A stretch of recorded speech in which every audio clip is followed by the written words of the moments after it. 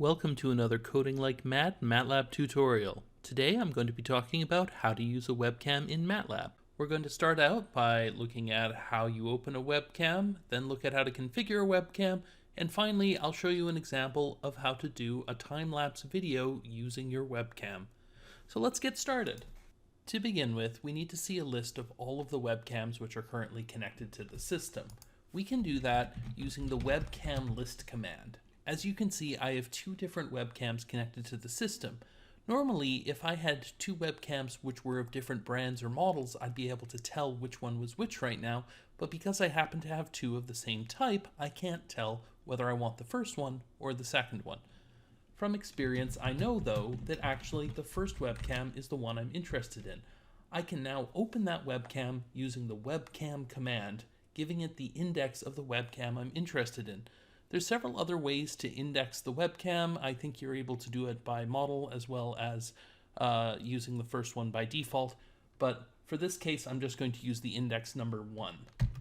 The cam object which has been created is actually an interface for us to manipulate the webcam. So let's go ahead and take a look at what's inside of it. You can tell there's a bunch of information including the current resolution, the name of the camera, as well as different mode settings. These are the same settings that any professional piece of software would have for controlling a webcam, and it's really convenient that Matlab makes them all available for us. Let's just take a couple of examples. So the first thing we want to do is actually let's use this webcam to take a little bit of data. Let's use the snapshot command. So what I've just done is use the snapshot command to take an image using the webcam, and I can view it by creating a figure, and we're going to use the image command to view it. As you can see, at the moment things are a little bit dark, so it's a little hard to tell what I took a snapshot of. Let's take a look at why that was. If I look at the cam, you can see that the exposure is set to -2, and the exposure mode is set to manual. So actually, at the moment, we're already using the lowest possible exposure. So let's try messing with these settings a little bit and see if we can improve it. The first thing I want to do is just make sure that the exposure is indeed set to -2, which is the lowest possible value. You can see if you try and tell it to do something that is outside of its normal range, it will actually not let you. So -2 should set the exposure as long as possible. And let's make sure the exposure mode is indeed set to manual. By the way, normally I found that I actually get the right level of exposure initially, but it's actually fairly dark in here, and this is probably why I'm having a little bit of trouble with this. So let's give this another try. We'll take the snapshot again, take a look at the image, and it's still quite dark. So let's go ahead and turn the brightness of the camera up. Cam.brightness equals 500. Oh, it's a little too high. Let's set the brightness to maximum and let's see what happens.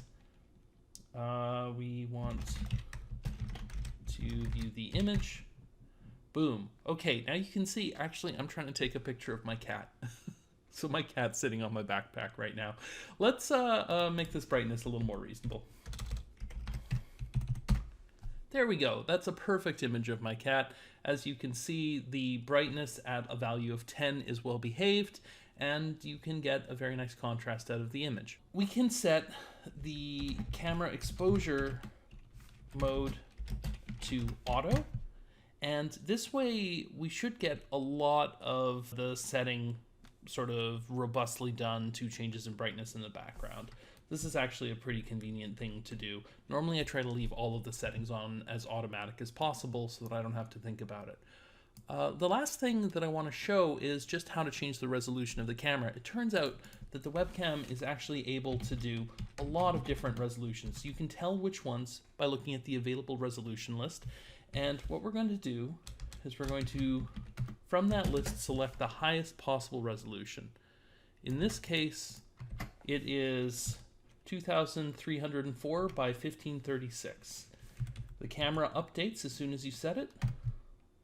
So now if we look at the image, first of all, compared to the old one, we actually have a wider field of view. It turns out that there was more stuff available nearby.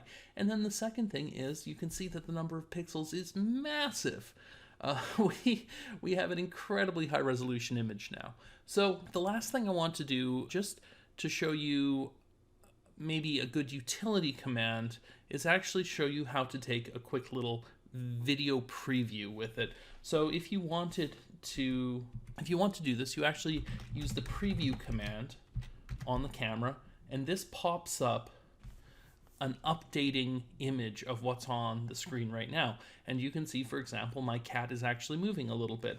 If I go ahead and make a little bit of noise, you can see she twitches a little bit. She's a little unhappy to have been woken up, and she goes back to sleep because that's what cats do. So finally, I'd like to give a practical example of how to use this. Of course, there's tons of different ways to use a webcam in Matlab, but one of the things I've been doing lately is I've been making time-lapse videos. These are part of a machine learning project that I'm doing that involves trying to identify objects in the space around me. So in this case, I'm going to collect some camera footage of my cat playing with some catnip, and I'll just go ahead and put that on the side while we're talking about what the code is doing. So what are we actually going to do here? I'm not going to go into the ins and outs of the video writer. I have another video on that already made. You can click here to see it, but the short answer is we need to create a video writer object where we specify the name of the file we're going to use. We open it, and then we open the webcam as we did before. And then all we're going to do is take snapshots every 1 second of what's going on in front of the webcam. So we have a while loop, which goes for 5 times 60 seconds. So that's a 5-minute while loop. And we take our snapshot of the camera. We visualize this using the image command. And then we grab a single frame and we save that frame to the video. And then finally, we wait for 1 second in order to set the time-lapse spacing. And then all we do is we close the video file, and we've got our time-lapse. So this is a pretty straightforward thing to do. Just a simple little trick, but it's a nice way to collect a lot of data. And if you have a electronic system that you want to be monitoring, or you've got an experiment you want to monitor, this is a really simple way of doing it. It's also a great way of generating a lot of data for machine learning projects, which is what I'm using it for. If you like this type of video, don't forget to hit the subscribe button so that you can see our new stuff. It's coming out about once a week right now, and I will see you guys next time.